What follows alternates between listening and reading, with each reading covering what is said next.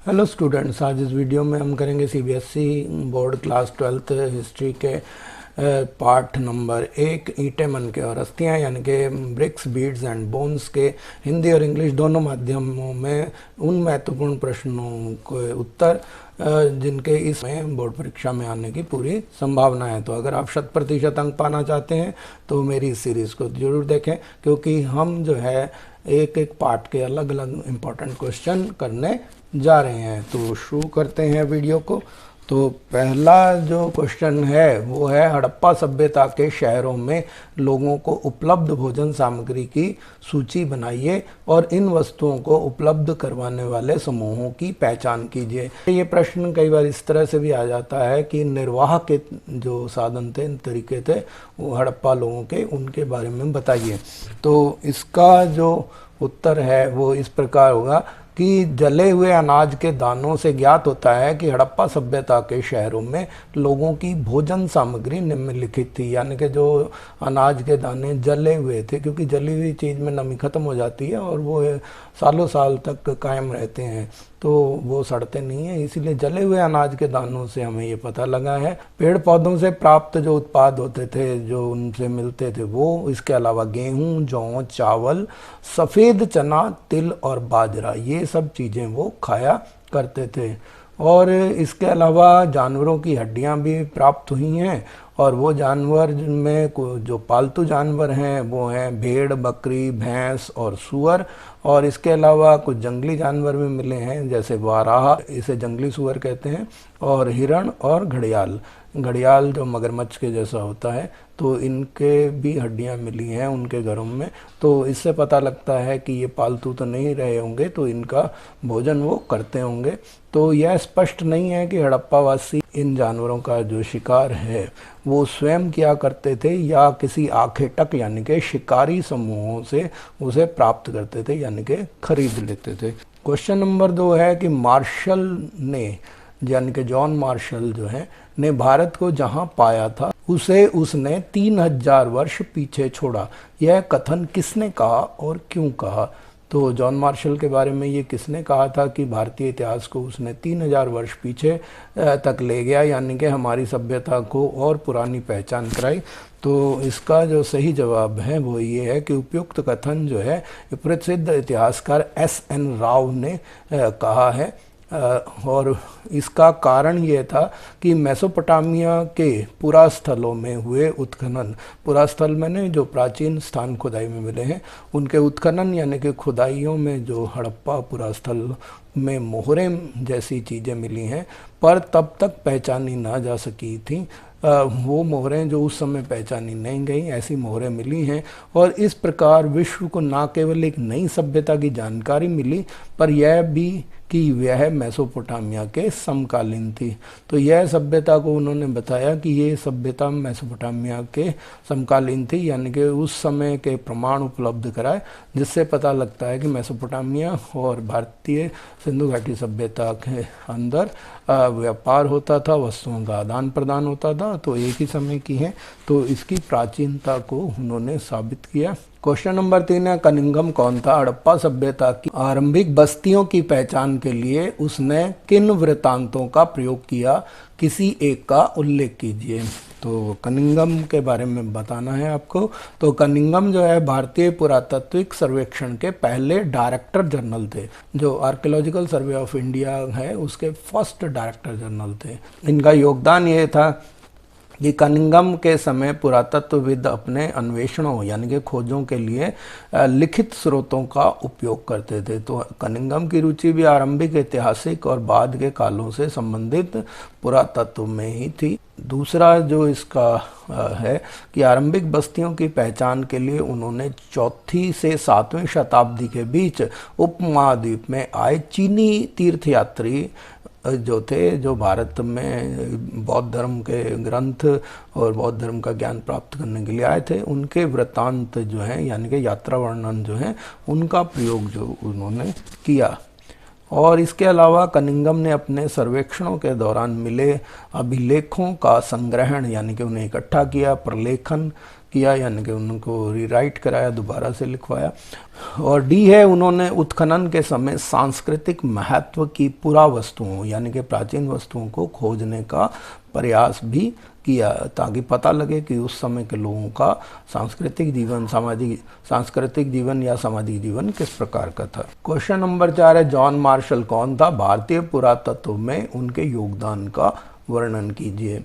तो इसका जो जवाब ये होगा कि जॉन मार्शल भारतीय पुरातात्विक सर्वेक्षण के डायरेक्टर जनरल थे और उनका योगदान यह था कि वह भारत में काम करने वाले पहले पेशेवर यानी कि प्रोफेशनल पुरातत्वविद थे, आर्कियोलॉजिस्ट थे। और दूसरा है कि उन्हें यूनान और क्रीट जैसे देशों में खुदाई का अनुभव था, कार्य किया था उन्होंने वहाँ पे उनकी सभ्यता को जानने का। तो इस तरह से वो 2 बड़ी खुदाइयों में पहले भाग ले चुके थे, तो वो एक एक्सपीरियंस्ड आर्कियोलॉजिस्ट थे।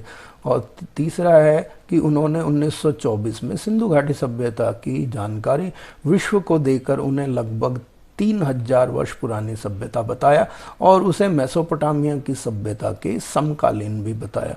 तो उन्होंने बताया कि ये सभ्यता जो है काफ़ी पुरानी है और मेसोपोटामिया के समकालीन है। जॉन मार्शल की कार्यप्रणाली का एक दोष यह भी था कि वो संपूर्ण खुदाई को एक इकाई मानकर निष्कर्ष निकालते थे, यानी कि वो सोचते थे कि ये सारा जो खुदाई के दौरान जो निकलेगा वो एक ही सभ्यता होगी और उसके खुदाई के विभिन्न स्तर जो होते हैं यानी कि अलग अलग लेवल होते हैं कि ऐसा भी हो सकता है कि उस जगह पे कई बार सभ्यताएं बनी बिगड़ी होंगी, तो उस पर जो है वो ध्यान नहीं देते थे। तो इसीलिए बहुत सारी बहुमूल्य जानकारियां शायद इस वजह से लुप्त हो गई, यानी कि हम उन्हें ढूंढ ही नहीं पाए, क्योंकि उनका ये मानना था कि ये सारा जो है वो एक ही सभ्यता का भाग है। अब एक और महत्वपूर्ण प्रश्न लेते हैं। आरंभिक हड़प्पा पुरातत्वविदों को कुछ वस्तुएं जो असामान्य और अपरिचित लगती थी सामान्यतः धार्मिक महत्व की होती थी, प्रमाणों सहित सिद्ध कीजिए। यानी कि इस प्रश्न का ये अर्थ है कि जो भी चीज़ें उन्हें कुछ अलग से हट के दिखाई देती थी या जिन्हें उन्होंने पहले कभी नहीं देखा हो, समझ में ना आ रहा हो कि ये क्या है, तो ये मान लिया जाता था कि ये चीज़ें धार्मिक महत्व की रही होंगी, तो इसको हमारे को समझाना है। इसका उत्तर इस प्रकार होगा कि उपयुक्त कथन सही है और इसके पक्ष में निम्नलिखित प्रमाण जो हैं वो दिए जा सकते हैं, ये फेवर में इसके ये एविडेंस दिए जा सकते हैं। आभूषणों से लदी हुई नारियों की जो मृण मूर्तियाँ मिली हैं यानी कि मिट्टी की मूर्तियाँ मिली हैं, उनमें से कुछ के शीर्ष यानी कि सिर के ऊपर विस्तृत प्रसाधन यानी कि गहने मिले हैं, सजावटी सामान मिले हैं, तो उनको जो है मातृ देवी की संज्ञा दी गई है, मदर गॉडेस उनको बताया गया है। और पुरुषों की दुर्लभ पत्थर से बनी मूर्तियाँ, उन्हें एक मानकीकृत मुद्रा यानी कि स्टैंडर्ड जो बैठने उठने की मुद्राएं हैं में एक हाथ घुटने पर रखकर बैठे हुए दिखाया गया था, जैसा कि पुरोहित राजा यानी कि द प्रीस्ट किंग जो थे उनके इस प्रकार से उनको दिखाया गया, को भी इस प्रकार विभाजित किया गया कि उन्हें भी मान लिया गया कि ये जो हैं धार्मिक महत्व के रहे होंगे, तो राजा के साथ साथ वो पुरोहित भी रहा होगा, इसीलिए उनकी मुद्राओं के द्वारा ये जानकारी का अंदाज़ा लगाया गया। और मोहरों पर बने अनुष्ठान के दृश्य यानी कि पूजा करने के तरीकों के विषय में धार्मिक आस्थाओं और प्रयासों का भी अनुमान लगाया जा सकता है कि पेड़ पौधों के उत्कीर्ण से यानी कि पेड़ पौधे जो मोहरों पे बनाए गए, तो ये माना गया कि ये प्रकृति की पूजा करते होंगे, इसीलिए पेड़ पौधों के चित्र इन्होंने इस पे अंकित किए हैं।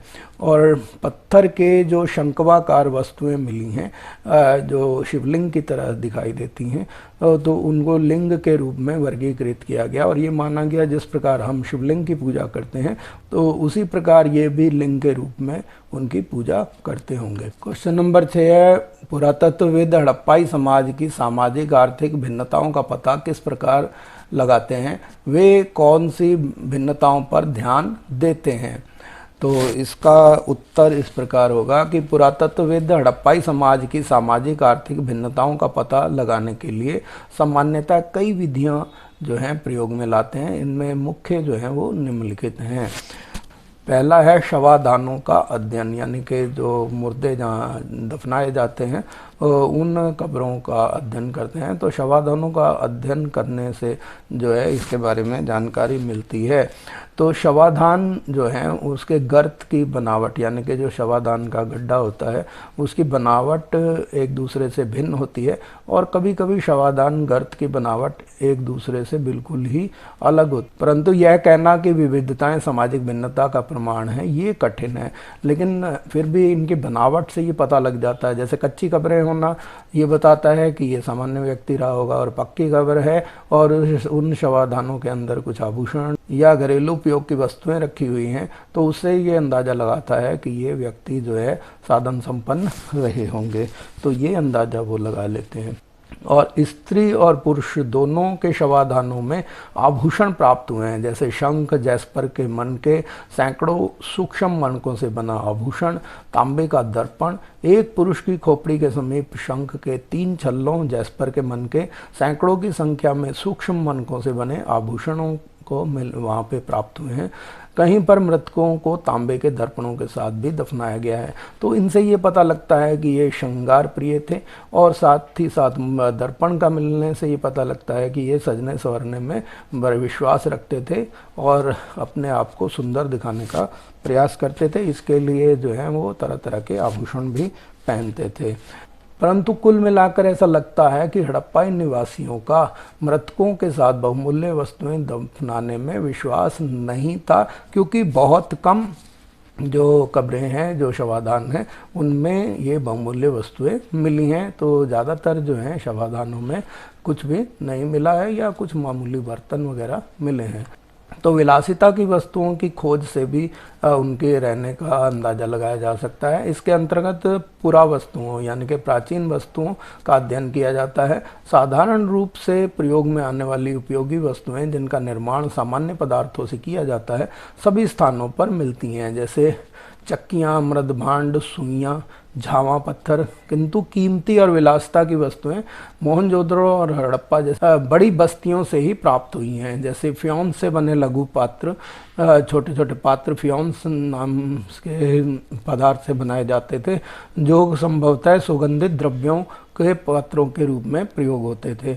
तो उनमें सुगंधित द्रव्य भरे जाते होंगे, ऐसी संभावना है। तो मुख्य रूप से मोहनजोदड़ो और हड़प्पा से ही ये मिले हैं, क्योंकि इसका मतलब बड़े शहरों में जो बड़ी बस्तियां थी वहाँ के लोगों का जीवन स्तर उच्च रहा होगा। सोना भी आजकल की तरह ही कीमती और दुर्लभ वस्तु थी, क्योंकि ये बहुत ही कम मात्रा में हड़प्पा में पाई गई है। इसी प्रकार पुरातत्वविद हड़प्पाई समाज में सामाजिक आर्थिक भिन्नताओं की जानकारी शवाधान प्रक्रिया और विलासिता की वस्तुओं की खोज के आधार पर करते हैं।